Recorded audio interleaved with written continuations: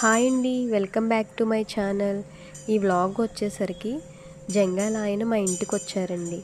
ఆ అంకుల్ గారు ఎప్పుడొచ్చినా సరే మా ఇంట్లో ఒక రోజు స్టే చేసి, అంటే ఒక నైట్ స్టే చేసి మరలా రిటర్న్ మార్నింగ్ వెళ్ళిపోతారండి.